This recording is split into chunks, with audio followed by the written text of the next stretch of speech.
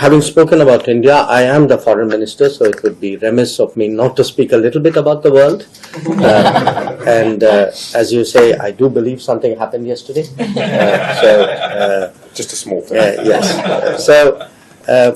I think probably, to my mind, 4 or 5 important consequences for the relationship and for the business aspect of the relationship.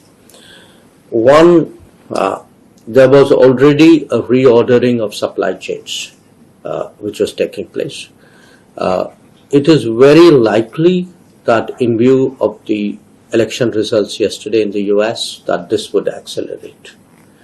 I'd be very candid with you.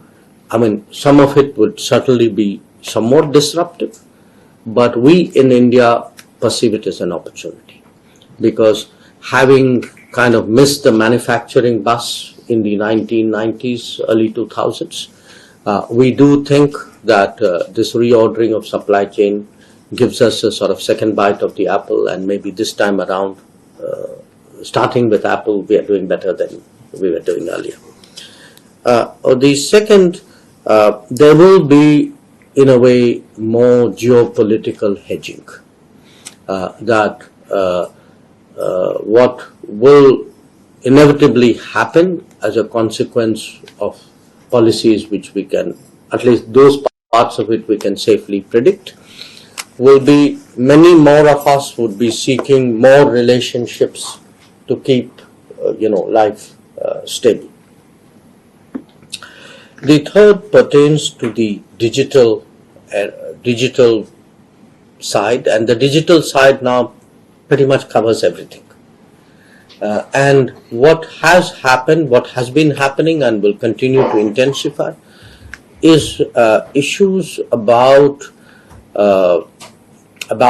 in a way of trust and what accompanies the digital aspect of a product or a service or a technology, I think will come under greater scrutiny. And it will reflect itself in different fields. I mean, you've seen that already in semiconductors, where there's a very conscious attempt at diversification of production, and the drive towards AI will further accelerate this. Digital payment platforms, for example, would become, in a sense, more valuable, but also, which platform to use with whom becomes an important question. A fourth one, to my mind, is mobility of talent and skills, because even as there is a re-globalization or reworking of the current architecture, apart from the technology changes, I think the demographic unevenness of the world is beginning to bite us.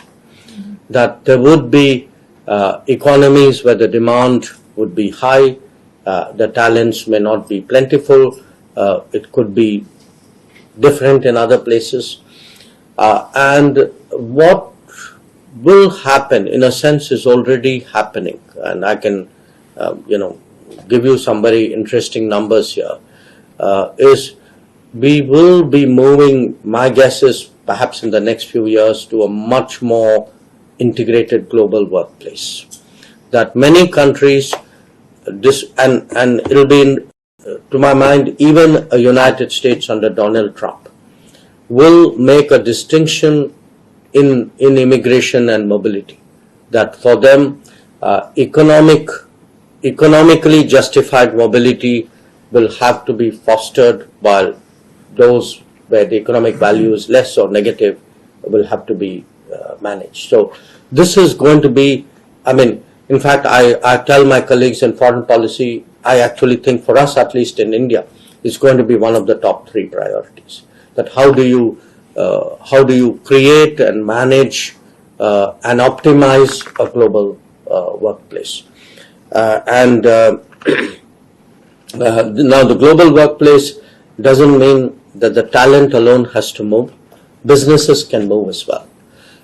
We've already seen in the last few years Right now, by the last count, we have about 1,800 global capability centers in India, which between them generate about $150 billion worth of exports. So we see this trend intensify because the more technology-driven, more digital era is going to require a certain concentration and access to skills and talent. So whether the talent goes to the business or the business goes to the talent, I mean that's a decision which corporates will be making.